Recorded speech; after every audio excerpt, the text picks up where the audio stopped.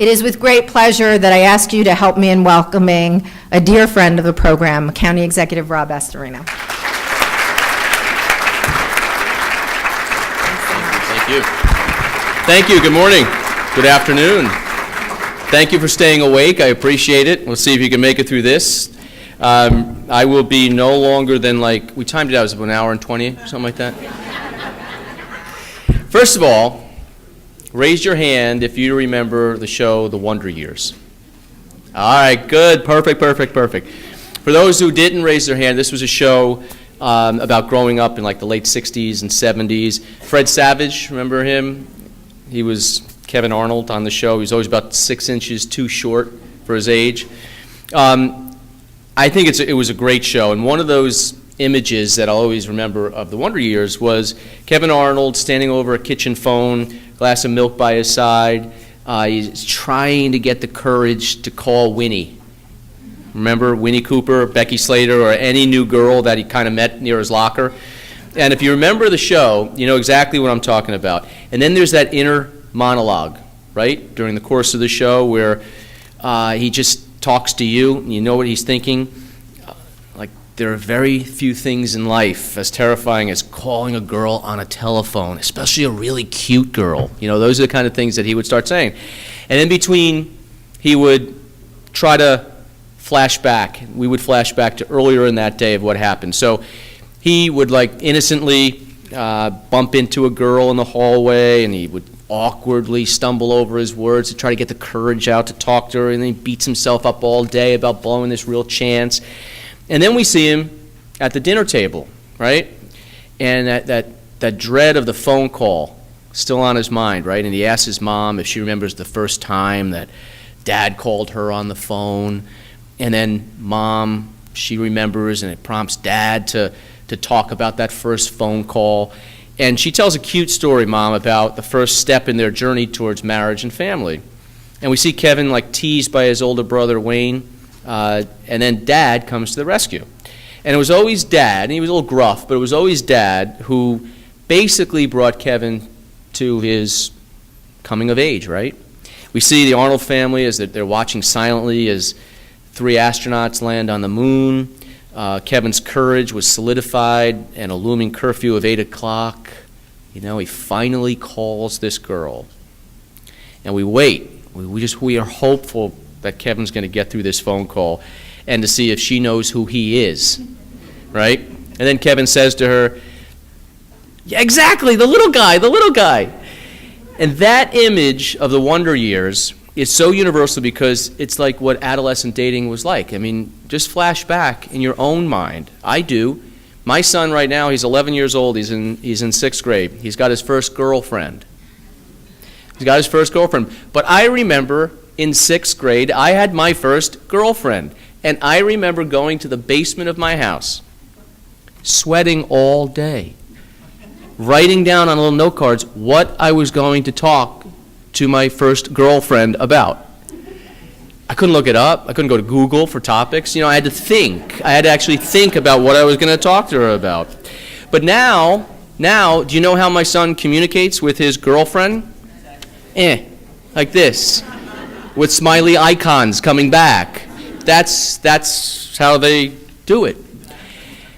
But it was chasing a crush, right? It was innocence. It was held in check by what you would talk about at the kitchen table. But now, you think about it, and this is what scares me to death as a parent, you think about what these kids, 6th graders, 8th graders, you know, obviously older than that, what their quest is, what the challenges that they have are.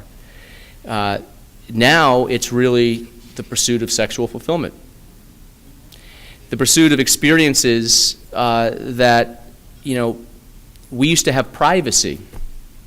Who has privacy now? Nobody. You know, my son doesn't know it, but we have an icon on his phone. We know exactly where he is. He doesn't know that, but we know where he is. Nobody has privacy anymore. And for hundreds of years, we had that privacy, but we also taught family values. At least we tried. And that guided us into adulthood. Now, the key components of family are missing from the equation. The wealth of information that was, right at our fingertips, our computers, our tablets, our phones, everything is right there. It's the internet. Right now, it's the internet that's teaching boys to be men and girls to be women. And that's frightening. That is scary. So the internet is just blind to the age of its own audience.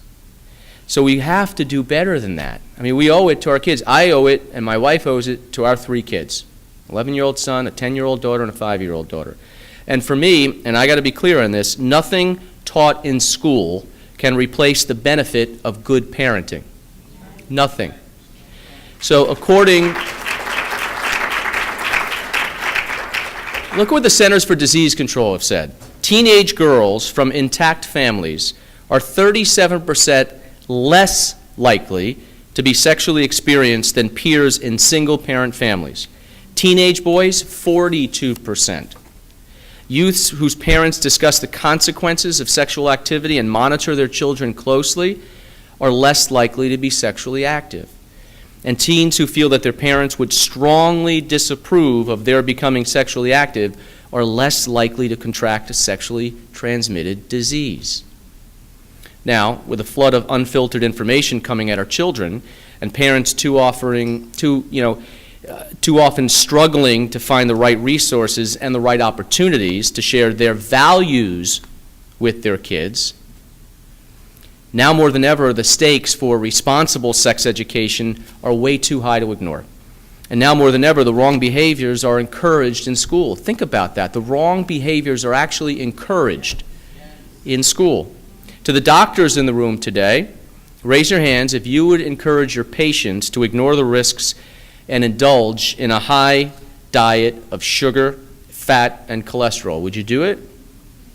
To the educators in the room today, how many of you would encourage students that it's their right to decide whether or not to go to class?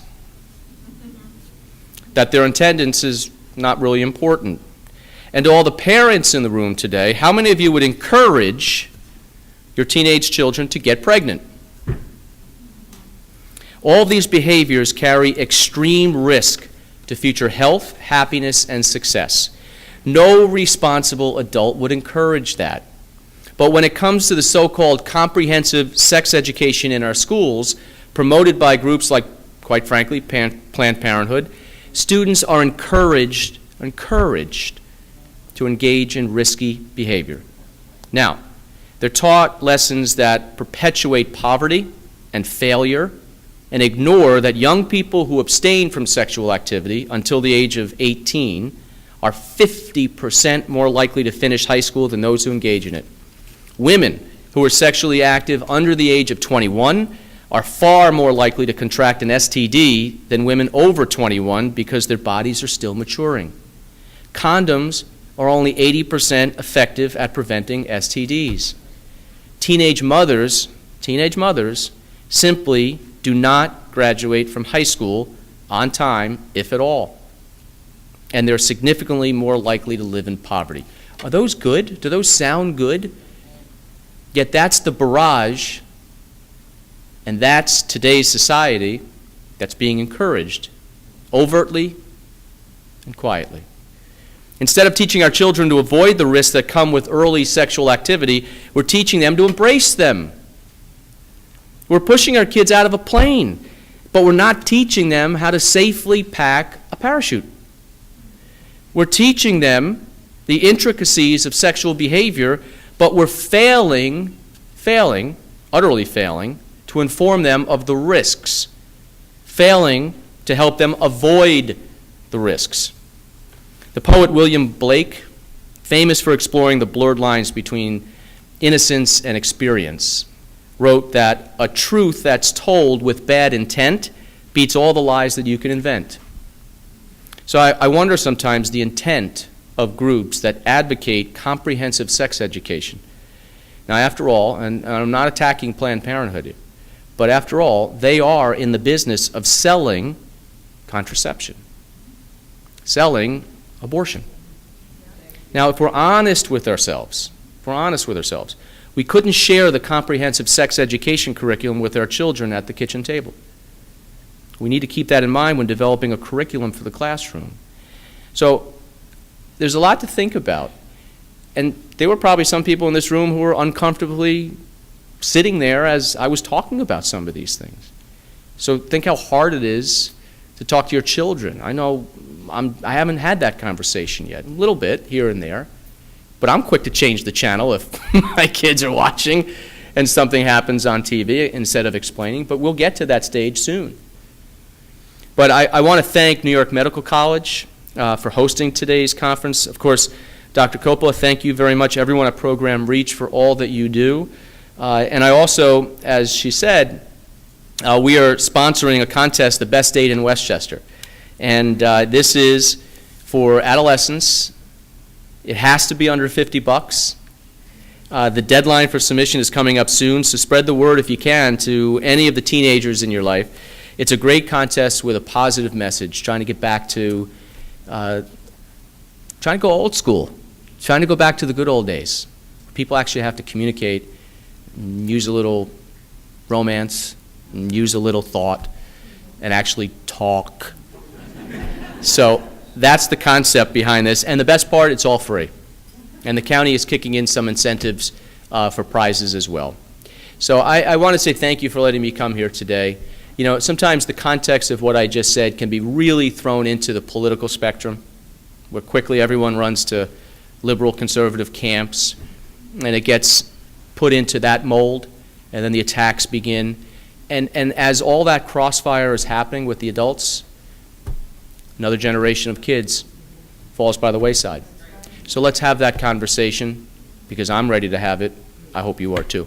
Thank you very much for having me here. I appreciate it.